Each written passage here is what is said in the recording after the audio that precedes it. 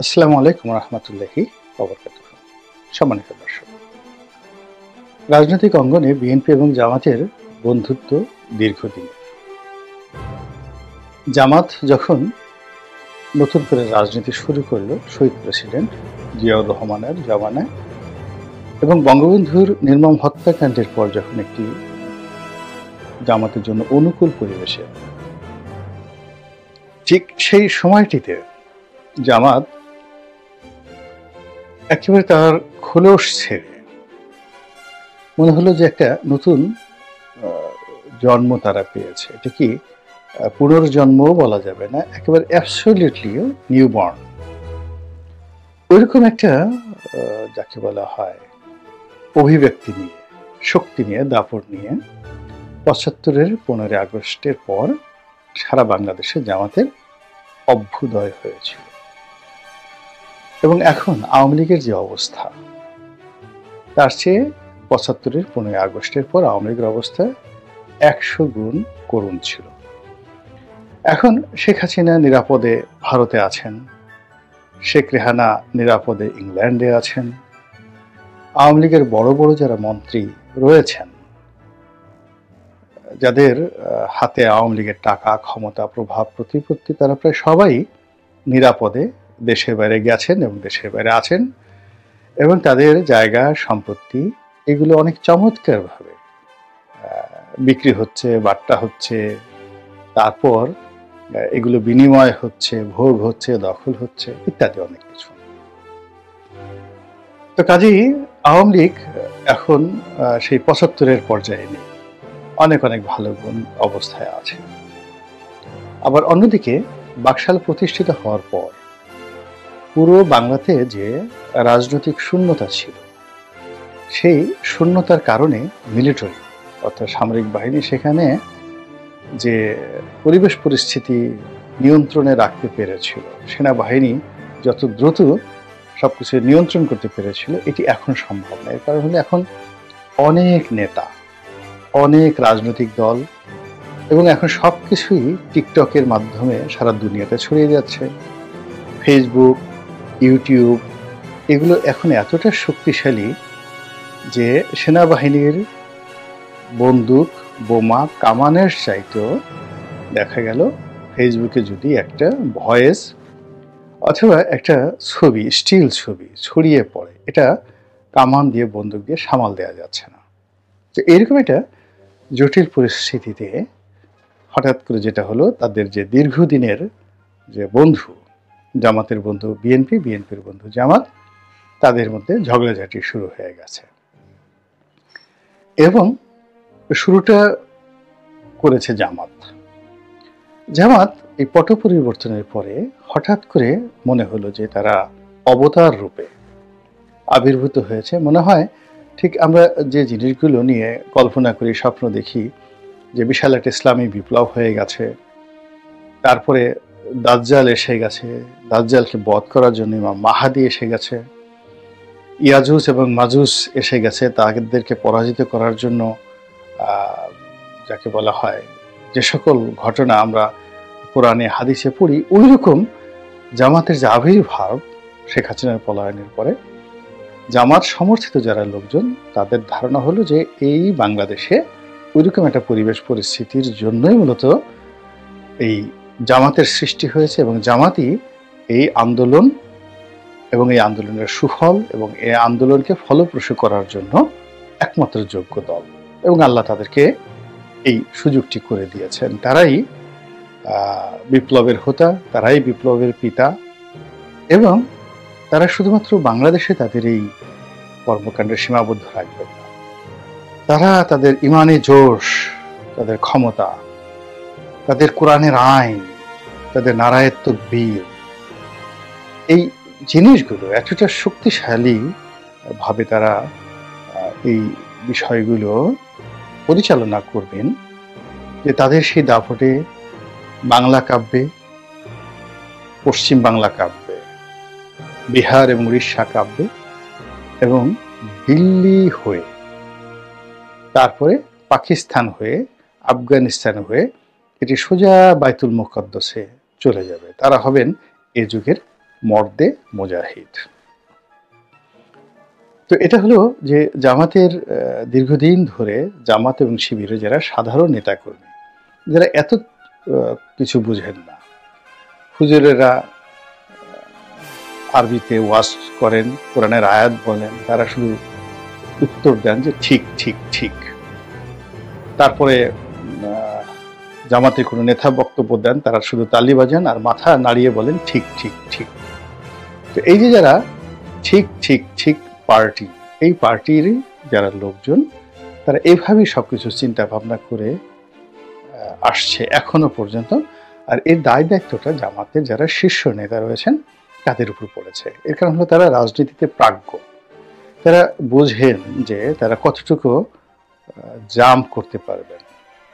জামাতের দাড়িপাল্লা প্রতীক নিয়ে কোনো রকম রাজনৈতিক ঐক্য ছাড়া যদি এই মাঠে ইলেকশন হয়, জামাত, বিএনপি, আওয়ামী লীগ, জাতীয় পার্টি, এই চারটি রাজনৈতিক দল দাঁড়িয়ে যায়, 100% নিরপেক্ষ ভোট হয়, তাহলে এই যে জামাতের যারা নেতা রয়েছেন, কয়জন নেতা দাড়িপাল্লা ছিট মানে প্রতীক নিয়ে পাশ করে আসবেন, এটা আর কেউ বুঝুক বা না বুঝুক, জামাতের যারা কেন্দ্রীয় নেতৃত্ব তারা খুব ভালো করে বোঝেন। কিন্তু ওই যে ঠিক পার্টি, তালি দেওয়া পার্টি, তাদের কারণে কি হলো, এই নেতৃবৃন্দ যারা আছে তাদের কর্মী সমর্থকদের কথা মতো তাদের সেন্টিমেন্টকে সম্মান দিতে গিয়ে অনেক কথা বলে ফেলেছেন, অনেক কর্মকাণ্ড করে ফেলেছেন, যার ফলে তাদের রাজনীতি নিয়ন্ত্রণের বাইরে চলে গেছে। তারা প্রথমে যেমন বললেন এক জাহেল চলে গেছে আর এক জাহেল, বা এক জালেম চলে গেছে আর এক জালেম, এটা সরাসরি বিএনপিকে অপমান করা হয়েছে। তারা যেভাবে সমন্বয়কদের সঙ্গে মিশে স্কুল, কলেজ, মাদ্রাসা থেকে শুরু করে সব জায়গাতে যেভাবে তারা আধিপত্য বিস্তারের চেষ্টা করেছেন, যেভাবে তাদের ধর্মীয় প্রতিপক্ষ পীর, মাশায়েখ, মাজার, তারপরে আরো যারা আছেন সুফিবাদের যারা প্রচারণা করেন, কিংবা আধ্যাত্মিকতা যারা পরিচর্যা করেন, একটু কলকে টানেন, গাঁজা টানেন, আর কিছুই করেন না, মিরপুর মাজারে গিয়ে পড়ে থাকেন, হাইকোর্ট মাজারে গিয়ে পড়ে থাকেন, লালনের আখড়ায় গিয়ে পড়ে থাকেন।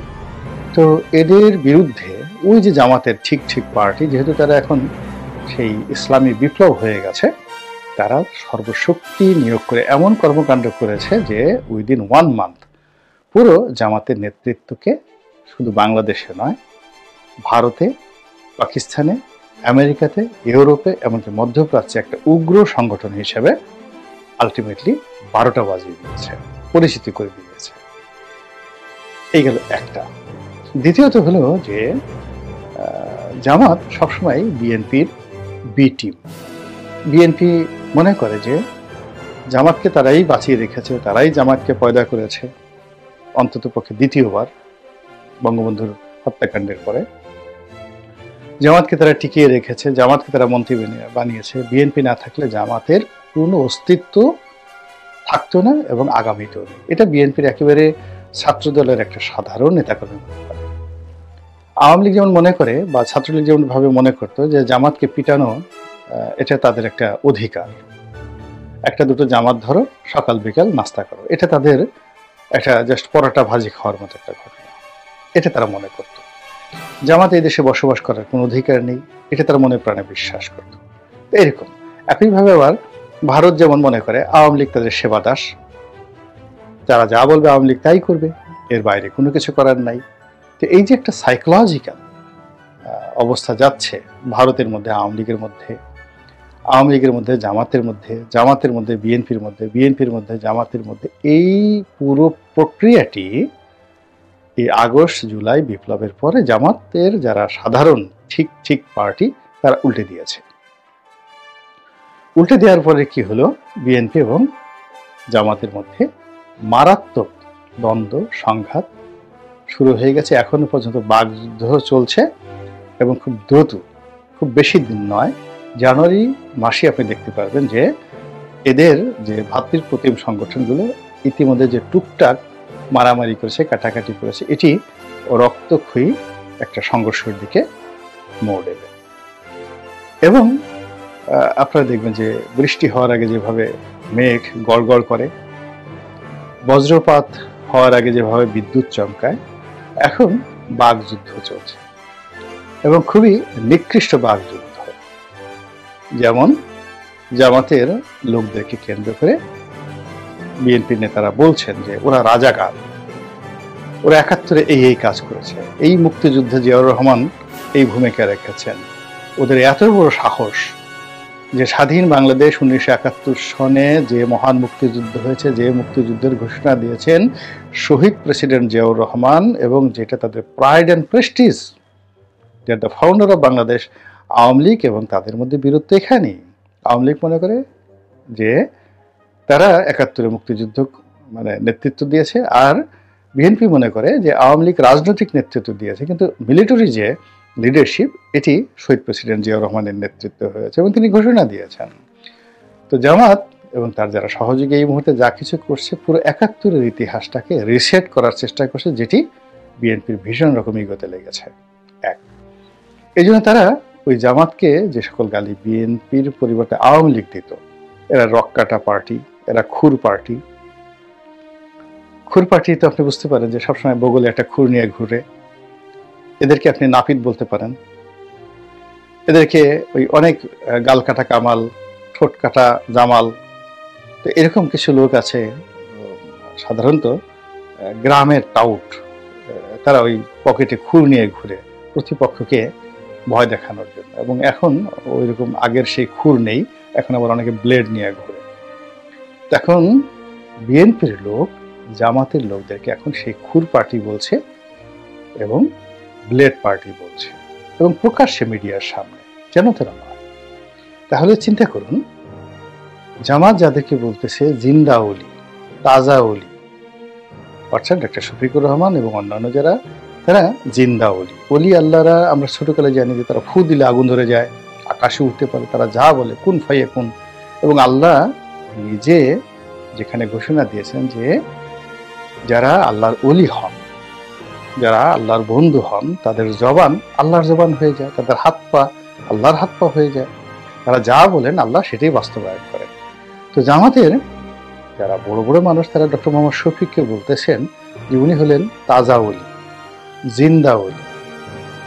আর সেই জিন্দা ওলিকে বিএনপির যারা লোকজন, তারা বলতেছে খুর পার্টি, তারা বলতেছে রাজাকার, তারা বলছে আলবদর, আলবদরি। তারপরে তারা বলছে রক্কাটা পার্টি, এরা রক কাটে। তাহলে বুঝতে পারেন যে মতের যে অমিল, অশ্রদ্ধার যে জায়গাটি, এটি কোন পর্যায়ে পৌঁছে গিয়েছে। আপনি নিজেকে দাবি করছেন বা নিজের লোককে বলছেন ওলি আল্লাহ, আপনি যদি ফু দেন মুহূর্তের মধ্যে বিএনপির অফিস উড়ে যাবে, বিএনপির লোকজনের গায়ে আগুন ধরে যাবে। ওলি আল্লাহ অসন্তুষ্টি আপনার জীবন, দুনিয়া এবং আখিরাতে বরবাদ হয়ে যাবে। তো সেই ওলি আল্লাহকে যখন কেউ খুর পার্টি বলা হয়, বা সেই ওলি আল্লাহকে যখন কেউ রক্কাটা পার্টির বলে, তো সেখানে বিরোধটা কোন পর্যায়ে? শুধু এখানেই শেষ নয়, এরপরে বিএনপির পক্ষ থেকে যে কথাটি বলা হচ্ছে সেটা হলো তারা মোনাফেক। তো মোনাফেক যেটা ইংরেজিতে হিপোক্র্যাট বা হিপোক্রেসি, এটিকে আপনি আসলে যদি বাংলায় অনুবাদ করেন বা আরবিতে অনুবাদ করেন, মোনাফেক শব্দটা হবে না। হিপোক্র্যাট ইংরেজিতে এটা, বা হিপোক্রেসি ইংরেজিতে যেটি হয়, এটি কেবলই মতো পার্থিব বিষয়, দুনিয়ার স্বার্থ সংশ্লিষ্ট বিষয়। কেউ আপনার সঙ্গে কথা দিয়ে কথা রাখলো না, কেউ আপনার সঙ্গে এক ধরনের কথা বললো সামনে এবং পেছনে, এটাকে সাধারণত হিপোক্রেসি বলা হয়, কথা এবং কাজে যার মিল না থাকে। কিন্তু মুনাফিক যেটি, এটি ভীষণ রকম ভয়ঙ্কর। এই মুনাফিকরা কোরআন নিয়ে ঠাট্টা করে, আব্দুল্লাহ বিন উবাইয়ের মতো। এরা কোরআনকে বিকৃত করে, এরা নামাজ পড়ে লোক দেখানোর জন্য এবং প্রতারণা করার জন্য। এরা মিথ্যা কথা বলে, আল্লাহকে নিয়ে মিথ্যা বলে, রাসূলকে নিয়ে মিথ্যা বলে। এরা নিজেদেরকে নবী দাবি করে। অর্থাৎ আপনি যদি মুনাফিক হিসেবে, আপনি আবু জেহেলকে মুনাফিক বলা হয়নি, আবু সুফিয়ানকে কখনো কিন্তু মুনাফিক বলা হয়নি, এমনকি আবু লাহাব যে অভিশপ্ত তাকেও কিন্তু মুনাফিক বলা হয়। মুনাফিক কাকে বলা হয়েছে? আব্দুল্লাহ ইবনে উবাইকে মুনাফিকদের সর্দার বলা হয়েছে, আর মুসাইলামাতুল কাজ্জাবকে মুনাফিক বলা হয়েছে। তো এই দুজন মানুষের যে চরিত্র, তারা আল্লাহ রাসূলের পাশাপাশি থাকতো, সামনে গিয়ে খুব বেশি সালাম দিত, আর পিছনে গিয়ে তারা বলতো ও একটা ভণ্ড, ও নবী হবে কেন, আমি নবী, ও আকাশের দিকে তাকিয়ে থেকে বিশ্রী। আপনি আব্দুল্লাহ ইবনে উবাইয়ের কথাবার্তা শুনলে আপনার ঈমান চলে যাবে। মুসাইলামাতুল কাজ্জাবের যে ইতিহাস, যে ইয়ামামার যুদ্ধ, সে কাহিনী যদি আপনি পড়েন আপনার মাথা খারাপ হয়ে যাবে। এবং এই বিভিন্ন যুদ্ধে এই মুনাফিকদের যে ভূমিকা, এই ভূমিকার কারণে মুসলমানদের যে কত ক্ষতি হয়েছে এর কোনো ইয়াত্তা নেই।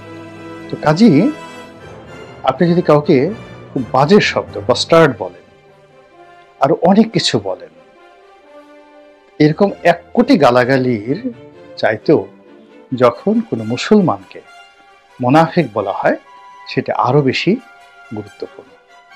তো বিএনপির যারা লোকজন রয়েছেন তারা তো লেখাপড়া জানা মানুষ, শিক্ষিত মানুষ, তারা জানেন তারা কি বলছেন। তো তারা এখানে যদি মুনাফিক বলতে আওয়ামী লীগকে না বুঝিয়ে বিএনপিকে যারা লোকজন রয়েছেন তারা যদি জামাতকে বুঝিয়ে থাকেন, তাহলে জামাতের পুরো ইমতিহান, পুরো আইডিওলজি, পুরো পলিটিক্যাল থিওলজি, তাদের নীতি, তাদের আদর্শ, তাদের ধর্ম, তাদের কর্ম, তাদের প্রচার, তাদের প্রোপাগান্ডা, তাদের লেবাস, তাদের দাড়ি, তাদের টুপি, তাদের পাঞ্জাবি পাজামা, সবকিছুর মূলে কি ইঙ্গিত করা হয়েছে, এই জিনিসটি শুধু আপনাদেরকে বোঝানোর জন্য বলছি যে বিরোধটি কোন পর্যায়ে চলে গেছে। এগুলো বললাম এই কারণে, কেউ কেউ হয়তো বলার চেষ্টা করছে যে জামাত এবং বিএনপির যে এই মুহূর্তে বিরোধটি, এটি সাজানো একটা নাটক। এই জন্যই ব্যাখ্যা করলাম যে এটা সাজানো নাটক নয়, এটি সর্বনাশের অশনি সংকেত। আল্লাহ আমাদের রাজনীতিকে হেফাজত করুন, রাজনীতিবিদদেরকে হেফাজত করুন এবং আমাদের মধ্যে সহমর্মিতা প্রতিষ্ঠা করে দিন। আসসালামু আলাইকুম ওয়া রাহমাতুল্লাহি ওয়া বারাকাতুহু।